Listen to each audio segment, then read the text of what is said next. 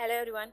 ड्रामे के स्टार्ट में देखते हैं कि मेन लीड फूशिन और फीमेल लीड लियांग अपनी शादी की रिसेप्शन पार्टी में आते हैं और फूशिन एक रिच पर्सन के साथ साथ फू फैमिली का अकेला वारिस है और उसका ग्रैंडपा उसे बार बार इंसिस्ट करता है कि तुम शादी करो तो फू फैमिली का हमें वारिस मिले, और उनके बहुत इंसिस्ट करने पर वो अपनी वाइफ को रिसेप्शन पार्टी में लाता है। और फीमेल लीड लियांग के पेरेंट्स की 14 साल पहले एक कार एक्सीडेंट में डेथ हो गई थी, तो फू फैमिली लियांग के फादर की कंपनी भी खरीद लेती है और फूशिन उसे अडॉप्ट कर लेता है। और 14 साल पहले उसने लियांग से पेपर मैरिज की थी और फूशिन ऑफिशियली अपनी शादी को आज अनाउंस कर रहा था। फूशिन जब अपनी रिसेप्शन पार्टी में आती है तो वो वहाँ सब लोगों को देखकर हैरान थी। फूशिन उसे कहता है कि आज से तुम्हारी आइडेंटिटी ये है कि तुम मेरी मिसेस बनकर रहोगी। लियांग उसे पूछती है कि तुम मुझे यहाँ क्यों लाए, तो फूशिन उसे कहता है कि हम अपनी शादी हमेशा के लिए लोगों से छुपा कर नहीं रख सकते, और वो उसे जबरदस्ती अंदर ले जाने लगता है। तो लियांग सोचती है कि 14 साल से इसने मुझे अडॉप्ट किया है और इसके मुझ पर बहुत एहसान है, तो मुझे उसके साथ कोऑपरेट करना पड़ेगा।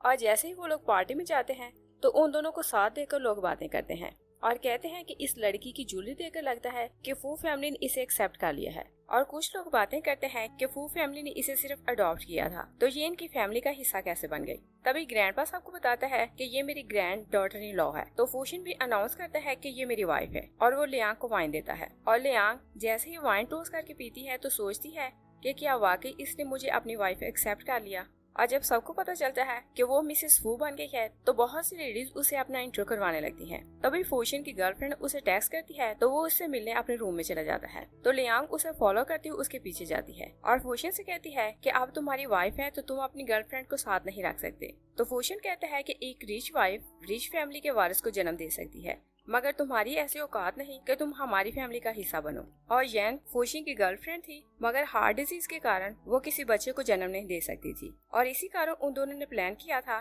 कि फूशिन जब शादी करेगा तो जैसे ही फू फैमिली को अपना वारिस मिलेगा तो वो लोग लियांग को वहाँ से निकाल देंगे और बच्चे को वो अपने पास रखेंगे और वो दोनों शादी कर लेंगे। येन लियांग से कहती है कि तुम क्या समझती हो कि फूशिन ने तुम्हें अडॉप्ट किया था, तो जो तुम चाहोगी ये वही करेगा।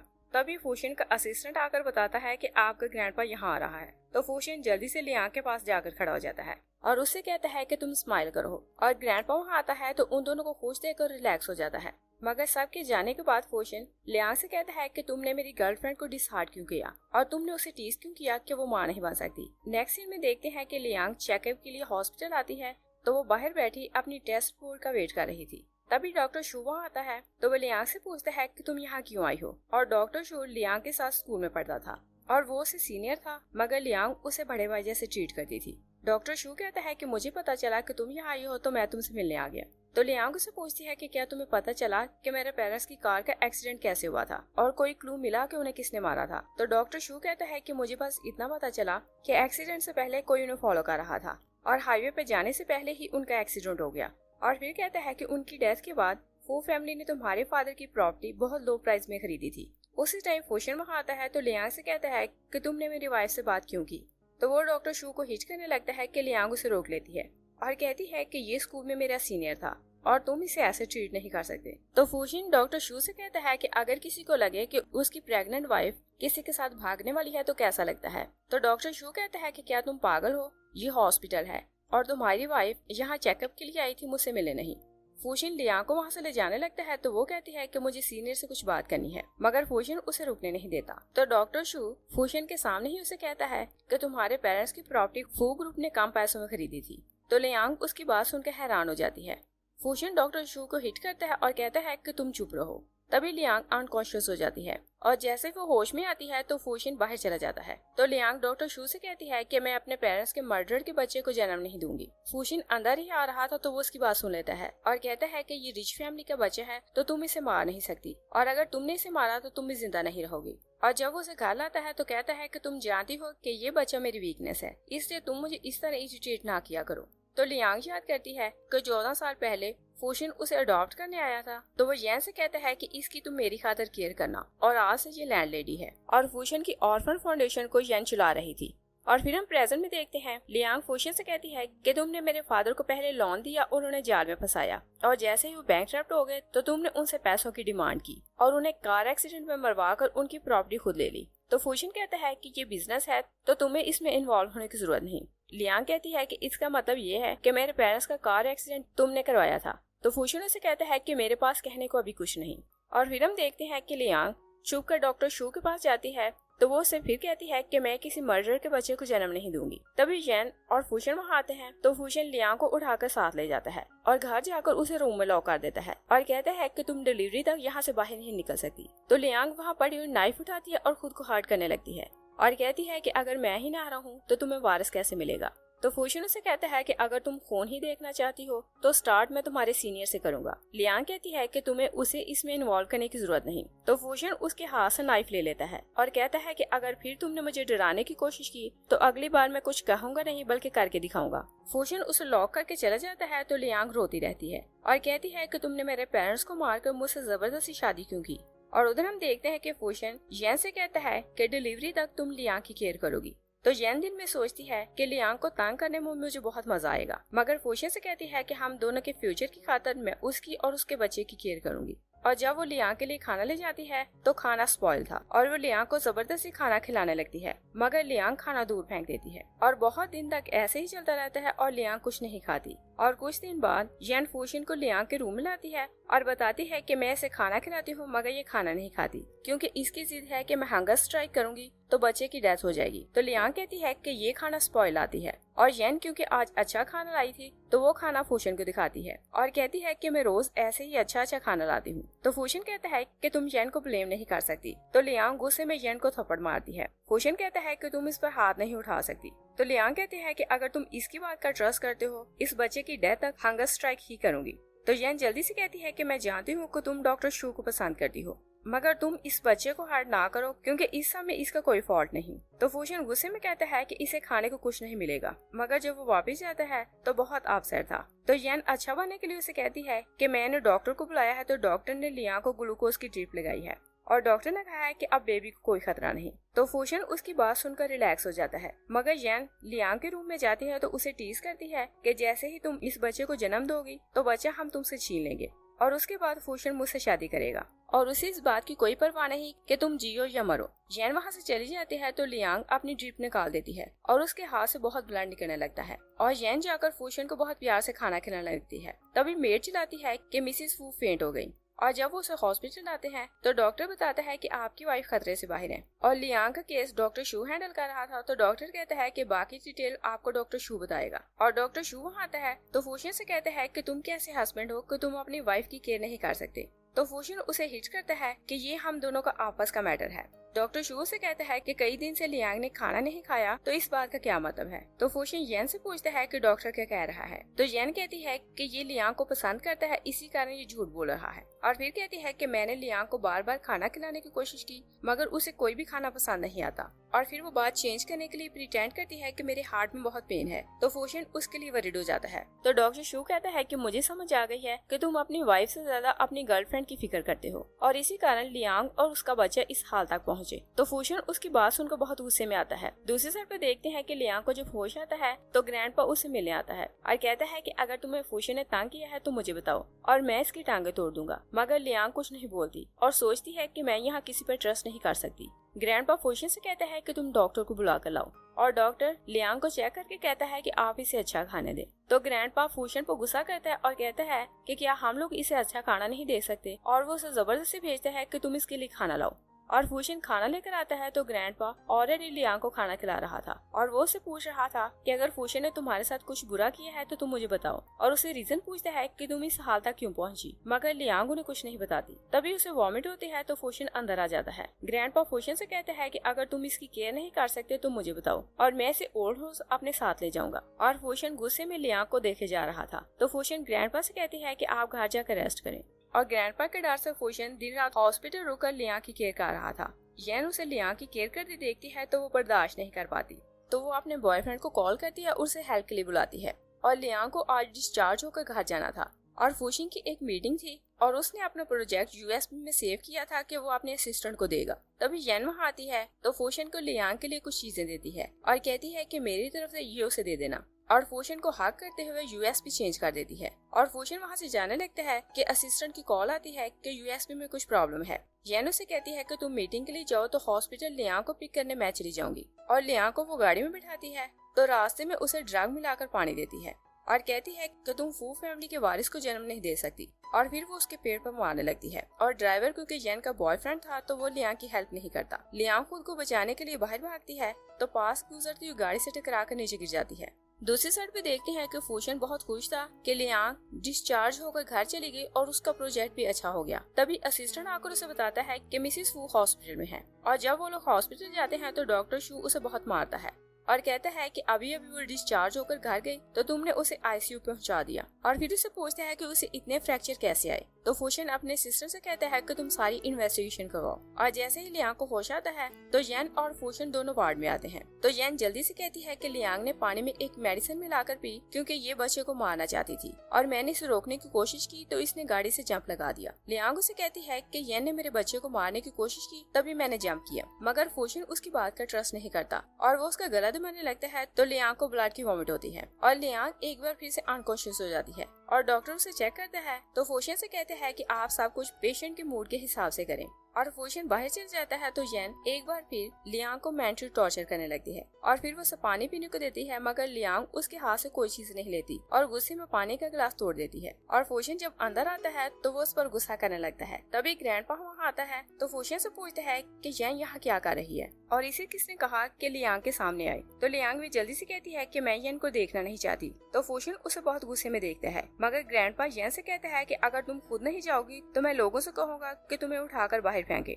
येन वहाँ से जाने लगते हैं तो फूशन ग्रैंडपा से कहता है कि ये यहीं रहेगी, मगर ग्रैंडपा कहता है कि ये यहाँ नहीं रुक सकती। तो येन कहती है कि मैं खुद चली जाती हूँ। और जब ग्रैंडपा चला जाता है तो फूशन लियांग से कहता है कि मैं येन को और वेट नहीं करवाऊंगा, और जैसे ये बेबी जन्म लेगा तो तुम यहाँ से चली जाना और मैं उससे शादी करूंगा। और फिर हम देखते हैं कि लियांग घर तो आ जाती है, मगर वो फूशन से बहुत नफरत करने लगी थी और फूशन उसे कहता है कि तुम मेरे साथ खाना खाओ, मगर लियांग उसे कहती है कि मैं खाना अपने रूम में खाऊंगी। फूशन उसे कहता है कि मैं तुम्हारी इतनी केयर करता हूँ तो तुम सेटिस्फाई क्यों नहीं होती। लियांग उसे कहती है कि तुमने मेरे पेरेंट्स को मारा तो मैं अपने दुश्मन से मोहब्बत नहीं कर सकती, मगर वो जबरदस्ती लियांग को उठाकर साथ ले जाता है और कहता है कि तुम खाना मेरे साथ खाओगी। और वो लियांग के साथ काफी खुश था, मगर लियांग किसी तरह अपने अंकल का पता लगा लेती है और उन्होंने कॉल करती है कि आप मुझे लेने आए। अंकल लू जो फूशन की कंपनी में ही काम करता था उसे लेने आता है और बताता है कि इतने सालों में मैंने अपनी आइडेंटिटी छुपा कर रखी है क्योंकि मैं अपनी फैमिली का फू फैमिली से बदला लेना चाहता हूँ। और जैसे ही लियांग अंकल के घर जाती है तो अंकल लू उसे खाना खिलाता है, मगर लियांग खाना खाते ही अनकॉन्शियस हो जाती है और जब वो जागती है तो वेयर हाउस में एक चेयर पर बंधी हुई थी और अंकल से पूछती है कि आप मेरे साथ क्या करने वाले हैं। तभी येन वहाँ आती है तो बताती है कि तुम्हारे अंकल ने पैसों के लिए तुम्हें चीट किया है। और अंकल लू येन से पैसे लेते हैं और कहते हैं कि तुम जो कुछ करना चाहती हो इसके साथ करो, और खुद वहाँ पेट्रोल छिड़कता है। तभी येन लियांग के पेट में तलवार घोंप देती है और उसका ब्लड निकलने लगता है। तो फिर वो डॉक्टर शू को कॉल करती है और कहती है कि मैं लियांग बोल रही हूँ और मैं आपको जगह बता रही हूँ और यहाँ आकर आप मुझे बचाएं। और वो दोनों वहाँ आग लगाकर भाग जाते हैं और डॉक्टर शू जब वहाँ आता है तो लियांग को वहाँ से निकाल लेता है। दूसरी साइड पे देखते हैं कि फूशन हॉस्पिटल आया था तो कहता है कि वो हॉस्पिटल भी नहीं और घर भी नहीं तो वो कहाँ गई। तभी वो देखता है कि डॉक्टर शू लियांग को उठा कर ला रहा था और लियांग को सर्जरी के लिए ऑपरेशन थिएटर ले जाया जाता है, मगर दोनों एक दूसरे को दुश्मन की तरह देख रहे थे। और डॉक्टर ऑपरेशन के बाद बाहर आती है तो वो बताती है कि हम बच्चे को नहीं बचा सके और फूशन इस टाइम बहुत अपसेट बैठा हुआ था। येन वहाँ आती है तो कहती है कि कुछ दिनों में मेरी सर्जरी हो जाएगी तो हम दोनों शादी करेंगे तो वारस मैं तुम्हें दूंगी। और फिर कहती है कि मुझे नहीं लगता कि लियांग अब माँ बन सके और तुम उसे डिवोर्स दो और अपनी लाइफ से निकाल दो। और लियांग जैसे ही होश में आती है तो फूशन उसे ब्लेम करता है कि तुम डॉक्टर शू के साथ भाग रही थी और इसी कारण मैंने अपने बच्चे को खो दिया। तो लियांग बहुत चिल्लाती है कि येन ने मुझे किडनैप किया था, मगर फूशन एक बार फिर उसकी बात का ट्रस्ट नहीं करता और कहता है कि इस बार मैं तुम्हें पनिश करूंगा। और फूशन के जाने के बाद येन वहाँ आती है तो लियांग को खाने के लिए राइस देती है, मगर लियांग वो खाना दूर फेंक देती है। तो येन उसे थप्पड़ मारती है और बताती है कि पुलिस को वहाँ कोई एविडेंस नहीं मिला तो तुम फूशन को कैसे बताओगी कि मैंने तुम्हारे साथ क्या किया। और फिर उसे मारने के लिए हाथ उठाती है तभी फूशन वहाँ आता है और उसे देखकर वो खुद गिर जाती है और फूशन से कहती है कि लियांग ने मुझे हिट किया था। तो लियांग फूशन से कहती है कि अगर तुम्हें मेरी बात का ट्रस्ट नहीं कि इसने मुझे किडनैप किया था तो तुम उस प्लेस पर जाकर खुद चेक करो और तुम्हें पता चल जाएगा कि इसने मुझे किडनैप किया था। तो येन जल्दी से कहती है कि तुम वहाँ ना जाओ क्योंकि मेरे हार्ट में बहुत पेन हो रही है तो तुम मेरे पास रुको। तो फूशन बहुत गुस्से में आता है और कहता है कि मैं सारी इन्वेस्टिगेशन खुद करूंगा और लियांग से कहता है कि अगर तुम गलत प्रूव हुई तो मैं तुम्हारे लिए जीना मुश्किल कर दूंगा। और जब वो सारी इन्वेस्टिगेशन को आता है तो असिस्टेंट आकर से बताता है कि मिसेस वू खुद अपने अंकल के साथ गई थी। तो लियांग अंकल लू को वहाँ बुलाता है तो अंकल कहता है कि मैं उसे खुद साथ नहीं ले गया था और वो रोड पर खड़ी थी तो मैंने उसे गाड़ी में बिठा लिया, मगर मैं आपको इन्फॉर्म करने वाला था। असिस्टेंट फूशियन से कहता है कि वेयर हाउस से मिसेस फू को डॉक्टर शू उठा कर लाया था। तो येन जल्दी से कहती है कि वो दोनों छुप कर वेयर हाउस मिला करते थे और ऐसा भी पॉसिबल है कि वो बेबी उन दोनों का हो, और इसी कारण लियांग घर से भाग गई कि जब बच्चा इस वर्ल्ड में आएगा तो साथ सबके सामने आ जाएगा। तो असिस्टेंट येन से कहता है कि आपने बहुत बार मिस्टर लू को कॉल की थी, तो आपने इन्हें इतनी कॉल्स क्यों की। तो येन जल्दी से फूशियन से कहती है कि मुझे हार्ट अटैक आया तो मैंने तुम्हें डिस्टर्ब करना मुनासिब नहीं समझा और इसी कारण मैंने इसे कॉन्टेक्ट किया। दूसरी साइड पे देखते हैं कि डॉक्टर शू लियांग से कहता है कि तुम्हें येन के खिलाफ कोई प्रूफ नहीं मिला तो तुम फूशियन को क्या बताओगी कि उन्होंने तुम्हारे साथ क्या किया। तो लियांग कहती है कि मैं कुछ ना कुछ कर लूंगी और ग्रैंडपा लियांग को देखने आता है तो वो सोचती है कि ये मेरी हेल्प कर सकते हैं। ग्रैंडपा से कहता है कि तुम मेरे साथ ओल्ड हाउस चलो तो वहाँ सर्वेंट तुम्हारी केयर करेंगे। तो लियांग जल्दी से कहती है कि मैंने अपना बेटा खोया तो इसमें सारा फॉल्ट मेरा है, अगर मैं यहाँ से बाहर ना जाती तो मैं अपना बच्चा न खोती। तो फूशियन हैरान होकर देखता है और पूछता है कि तुम क्या खेल खेलना चाहती हो। तो लियांग भी ग्रैंडमा के सामने येन की तरह नाटक करने लगती है और ग्रैंडपा से कहती है कि सारा फॉल्ट मेरा है,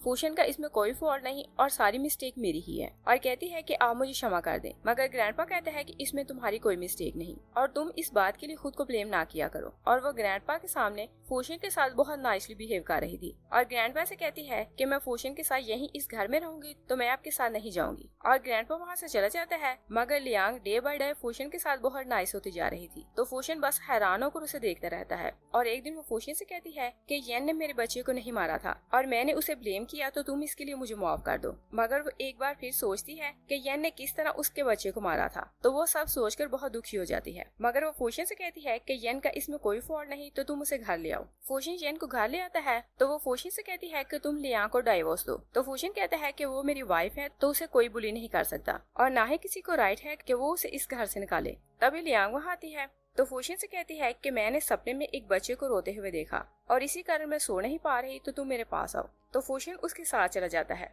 मगर रात को उसके स्टमक में बहुत सिवियर पेन होने लगती है तो फूशियन बहुत वरीड होकर उसे हॉस्पिटल आता है।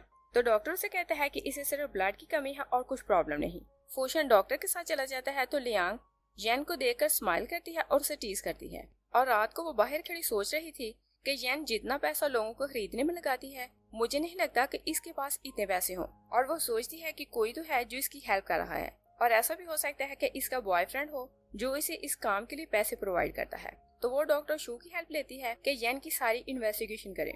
डॉक्टर शू सारी इन्वेस्टिगेशन करवाता है तो वो लियांग को एक यूएसबी ला कर देता है और कहता है कि इसमें प्रूव है कि येन फाउंडेशन का पैसा खुद खा रही है। और फिर उसे बताता है कि उसने बहुत से पैसे अपने किसी और अकाउंट में ट्रांसफर किए हैं मगर तुम इसे प्रूव नहीं कर पाओगी। तो लियांग कहती है कि मैं कुछ ना कुछ कर लूंगी। और नेक्स्ट डे वो बहुत अच्छे से रेडी होती है और रेड फ्लावर लाती है और येन उसे देखकर समझती है कि वो फ्लावर फूशियन के लिए लाई है, इसलिए वो बहुत जेलस होती है और कहती है कि तुम चाहे जो कुछ कर लो फू तुमसे कभी मोहब्बत नहीं करेगा और उसे सिर्फ अपनी फैमिली के लिए वारिस चाहिए। और वो फिर से उसे टीज करती है कि उसने तुमसे शादी इसलिए की कि हम लोग तुम्हारा बच्चा तुमसे ले लें और दोनों शादी करके खुश रहें। और फिर उसे कहती है कि मैंने इसी कारण तुम्हारे बच्चे को मार दिया।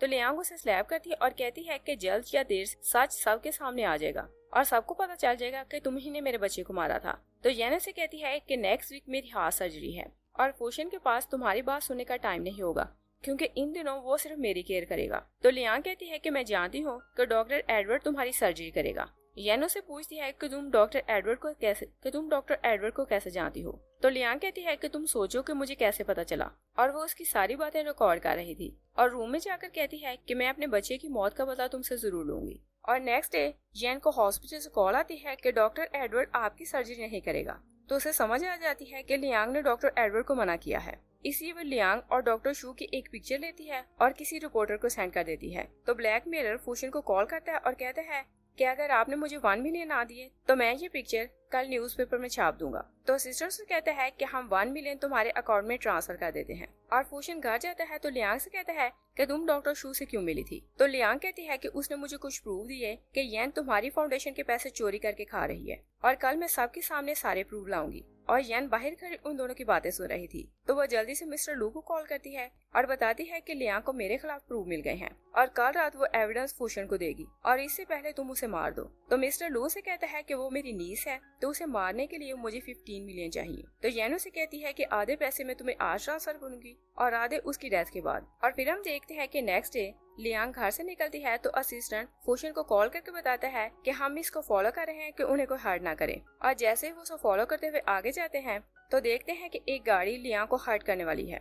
तो असिस्टेंट चिल्लाता रहता है कि मिस लियांग पीछे हो, मगर गाड़ी उसे हिट करके वहाँ से चली जाती है। और अंकल लू येन को कॉल करके कहता है कि बाकी पैसे मुझे दो, मगर येन उसे कहती है कि लियांग अभी जिंदा है तो तुम्हें पैसे और नहीं मिलेंगे। और लू वहाँ से भागने लगता है कि फूशिन के लोग उसे पकड़ लेते हैं और फूशिन उसे बहुत मारता है और उसे कहता है कि लियांग तुम्हारी नीच थी तो तुमने उसे मारने की कोशिश क्यों की। दूसरी साइड पे देखते हैं क्योंकि येन को कॉल करके कहता है कि मिस्टर लू पकड़ा गया तो तुम्हारा सच सबके सामने आने वाला है। और फिर उसे कहता है कि अगर तुम मेरे साथ डील करो तो मैं मिस्टर फूशिन को कुछ नहीं बताऊंगा। और उधर हम देखते हैं कि मिस्टर लू कहता है कि मुझे मिस येन ने हायर किया था और उन्होंने मुझसे कहा कि मैं लियांग को मार दूं, मगर फूशिन उसका ट्रस्ट नहीं करता। तो अंकल लू कहता है कि आप मेरा अकाउंट चेक करें और येन ने आधे पैसे मुझे ट्रांसफर कर दिए थे और मैंने कुसीनो को कर्ज देना था तो उसे मैंने कल रात वो पे किया। असिस्टेंट सारी डिटेल चेक करता है तो फूशिन से कहता है कि मिस येन ने वाकई पैसे इसे ट्रांसफर किए थे और उन्होंने ये पैसे फाउंडेशन के पैसों से ट्रांसफर किए थे। फूशिन से पूछता है कि येन इस टाइम कहाँ है। असिस्टेंट कहता है कि वो आपकी वाइफ से मिले हॉस्पिटल गई है। दूसरी साइड पे देखते हैं कि येन हॉस्पिटल जाती है तो डॉक्टर उसे बताता है कि पेशेंट की कंडीशन बहुत खराब है और ये कोमा में है तो आप इससे बात नहीं कर सकती। डॉक्टर वहाँ से चले जाते हैं तो येन लियांग का ऑक्सीजन मास्क उतार देती है। येन डिस्टर्ब होने लगती है तभी फूशिन वहाँ आता है और येन को हिट करके गिरा देता है और लियांग का ऑक्सीजन मास्क वापस लगाता है, मगर वो फिर भी रिलैक्स नहीं होती। तभी डॉक्टर शू वहाँ आता है तो वो उसकी ट्रीटमेंट करता है और जैसे वो रिलैक्स होती है तो डॉक्टर शू फूशिन को बताता है कि ये ठीक है मगर इसे होश आने में कुछ टाइम लगेगा। तो फूशिन सारा गुस्सा उस पर निकालता है और कहता है कि सब कुछ तुम्हारे कारण हुआ। डॉक्टर शू कहता है कि तुम इसके हस्बैंड हो तो तुम्हारे कारण ये बार बार इस हाल तक पहुँचती है। और फिर वो उसे यूएसबी दिखाता है और कहता है कि इसमें सारे प्रूफ हैं कि येन ने तुम्हारे पैसे लिए और उसने कुछ लोगों को हायर किया कि वो लियांग को मारे। तो येन जल्दी से वो यूएसबी छीनने लगती है मगर फूशिन उसे हिट करके गिरा देता है और गार्ड से कहता है कि इसे पकड़कर लू के पास ले जाओ। और फूशिन वहाँ जाता है तो मिस्टर लू येन को ब्लेम करता है और कहता है कि इसी ने मुझसे कहा तो मैंने लियांग को मारने की कोशिश की। तो येन फूशिन से कहती है कि मैंने तुम्हारी फाउंडेशन के सिर्फ 15 मिलियन लिए हैं। फूशिन कहता है कि इतने सालों से तुम पैसों के लिए मेरे साथ थी और मैं तुम्हें खुद जेल भेजूंगा। तो येन कहती है कि तुमने लियांग से शादी की तो मैं अनकंफर्टेबल फील कर रही थी और तुमने मुझे प्रॉमिस किया था कि तुम सिर्फ वो फैमिली के वारिस के लिए उसे शादी कर रहे हो, मगर तुम शादी के बाद चेंज हो गए हो। और फिर उसे कहती है कि लियांग ने डॉक्टर को मेरी सर्जरी करने से रोक दिया है और इसी कारण मैंने उसके साथ ऐसा किया। तो फूशिन एक बार फिर उसकी बातों में आ जाता है और कहता है कि मैं तुम्हारी सर्जरी की सारी अरेंजमेंट खुद करूंगा। उधर देखते हैं कि लियांग को होश आता है तो असिस्टेंट उसके पास बैठा हुआ था। लियांग पहले फूशिन को पूछती है कि वो कहाँ है और फिर वो पूछती है कि क्या येन जेल गई। तो असिस्टेंट कहता है कि मिस येन अनकंफर्टेबल फील कर रही थी तो बॉस उनके साथ हैं और कहता है कि मैं डॉक्टर को बुला कर लाता हूँ। तो लियांग बहुत रोने लगती है और कहती है कि मैं अपने बच्चे का बदला नहीं ले सकी। और फूशिन हॉस्पिटल आता है तो वो लियांग से कहता है कि अंकल लू और येन तुम्हें और हर्ट नहीं करेंगे, मगर लियांग उससे कहती है कि मुझे तुमसे डिवोर्स चाहिए। फूशिन से कहते हैं कि मैं तुम्हें डिवोर्स नहीं दूंगा। लियांग कहती है कि येन ने मेरे बच्चे को मार दिया और तुमने उसे जेल नहीं भेजा। फूशिन कहता है कि उसने नहीं बल्कि तुमने खुद अपने बच्चे को मारा था। तो लियांग रोती है और कहती है कि तुमने खुद अपने बेटे को अपने हाथों से मारा। और फूशिन हॉस्पिटल रुककर लियांग की केयर कर रहा था। लियांग उसे कहती है कि मुझे तुम्हारे इस फेक रिलेशनशिप से बहुत नफरत होती है।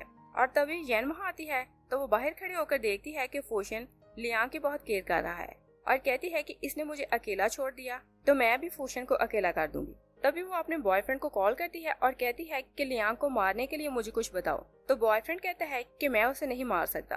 तो येन उसे कहती है कि तुम मुझे कोई मेडिसिन दो तो उसे मैं खुद मार दूंगी। और वो अपने बॉयफ्रेंड के पास जाती है तो मेडिसिन लेकर उसे अपना बैंक कार्ड देती है, मगर फूशिन हर टाइम उन पर नजर रखे हुए था और वो येन के बॉयफ्रेंड को पकड़ लेता है। फूशिन उसे बहुत मारता है तो वो आदमी बताता है कि येन स्कूल से मेरी गर्लफ्रेंड है और फिर उसे बताता है कि उसने मुझसे एक इंजेक्शन खरीदा है और बैंक कार्ड फूशिन को देता है और बताता है कि वो इंजेक्शन ऐसा है कि एक इंजेक्शन से एक को मार सकती है, मगर येन ने मुझसे पूरी बॉटल ली है। और फिर उसे बताता है कि आपके बेबी को मारने के लिए भी उन्होंने ड्रग मुझसे ही मंगवाई थी। दूसरी साइड पे देखते हैं कि येन हॉस्पिटल जाती है तो इंजेक्शन फिल करके ट्रीटमेंट आने लगती है। तभी लियांग जाग जाती है तो वो नीडल निकाल कर बाहर भाग जाती है, मगर येन उसे पकड़ लेती है। तभी फूशिन वहाँ आता है तो वो येन को हिट करके गिरा देता है।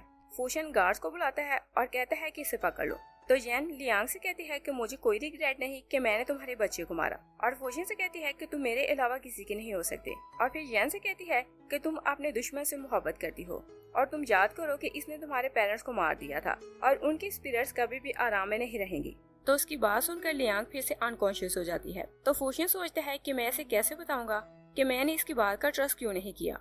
और लियांग जागती है तो वो पूछती है कि येन का क्या हुआ। तो फूशिन उसे बताता है कि मैंने उसे जेल भेज दिया। तो लियांग उसे कहती है कि तुमने मेरे पेरेंट्स को मार दिया था तो मैं तुम्हारे साथ नहीं रहूंगी। तभी ग्रैंडपा वहाँ आता है तो फूशिन को कहता है कि तुम यहाँ से बाहर जाओ। और वो लियांग से कहता है कि सारी मिस्टेक मेरी है और हम नहीं जानते कि तुम्हारे पेरेंट्स का एक्सीडेंट कैसे हुआ और हम में से किसी ने भी तुम्हारे पेरेंट्स को नहीं मारा, मगर हमारी मिस्टेक ये है कि जैसे ही तुम्हारे पेरेंट्स की डेथ हुई तो हमने तुम्हारी प्रॉपर्टी खुद खरीद ली और इसी कारण मैंने फूशिन को फोर्स किया कि वो तुमसे शादी करे ताकि एक बार फिर तुम्हारी प्रॉपर्टी तुम्हें वापस मिल जाए। तो लियांग कहती है कि मैं एक कंडीशन पर आर की बात मानूंगी और वह ये कि फूशिन मुझे डिवोर्स देगा। तो ग्रैंडपा बाहर जाकर फूशिन से कहता है कि तुम लियांग को डिवोर्स दो, मगर फूशिन कहता है कि मैं उसे मनाऊंगा कि वो मेरे साथ रहे। और वो बार बार लियांग को मनाने की कोशिश करता है मगर वो नहीं मानती। और फिर हम देखते हैं कि लियांग डिस्चार्ज होकर आती है तो डॉक्टर शू फ्लावर लिए बाहर खड़ा था और फूशिन से कहता है कि मैंने लॉयर का अरेंज कर दिया है और कुछ दिनों में तुम दोनों की डिवोर्स हो जाएगी। और लियांग से कहता है कि तुम मेरे साथ चलो,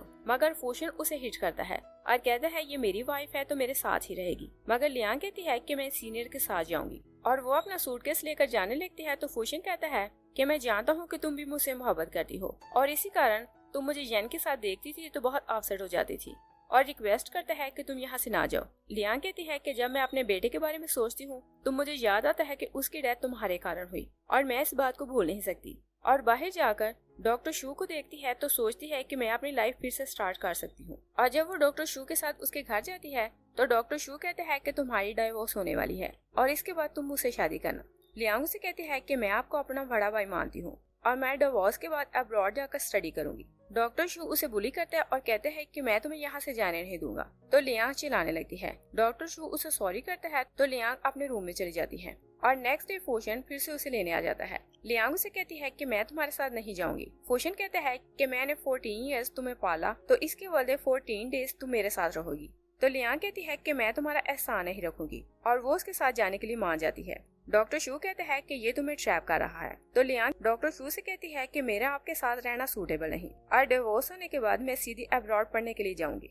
तो उसकी बात सुनकर फूशिन समझने लगता है कि वो मुझे पसंद करती है, इसलिए उसका हाथ पकड़ता है और वहाँ से ले जाता है। मगर डॉक्टर शू को उसको बहुत गुस्सा आता है और कहता है कि शादी तुम्हें मुझसे ही करनी पड़ेगी। और फिर हम देखते हैं कि फूशिन लियांग को घर लाता है तो उसे उसके पेरेंट्स की एक्सीडेंट की पुलिस रिपोर्ट दिखाता है और उसे बताता है कि मिस्टर लू ने बहुत सा कर्ज लिया हुआ था और वो तुम्हारे फादर से पैसे मांग रहा था, मगर उन्होंने उसे पैसे नहीं दिए तो लू ने उन्हें एक्सीडेंट करवा कर मार दिया और वो चाहता था कि उसे प्रॉपर्टी मिल जाएगी तो वो अपना कर्ज उतार देगा, मगर तुम लोगों की प्रॉपर्टी हम लोगों ने खरीद ली तो उसे कुछ न मिला। और फिर उसे बताता है कि अंकल लू ने तुम्हें मारने के लिए येन से 15 मिलियन लिए थे। तो लियांग बहुत रोने लगती है और पूछती है कि जब तुम मुझसे मिले थे तो क्या तुम सब कुछ जानते थे। तो फूशिन कहता है कि उस टाइम मेरे पास एविडेंस नहीं था और अंकल लू जब जेल गया तो उसने सब कुछ मान लिया और हमें प्रूफ मिल गया कि सब कुछ उसी ने किया है और हमारे पास एविडेंस तो ऑलरेडी थे, मगर मिस्टर लू ने कन्फेशन नहीं किया था। और फूशिन लियांग को 14 डेज के लिए इसलिए घर लाया था कि वो उसे अपने साथ रहकर बिजनेस सिखाए और वो ये भी चाहता था कि लियांग का माइंड किसी तरह से चेंज हो जाए और वो उसके साथ रहने लगे।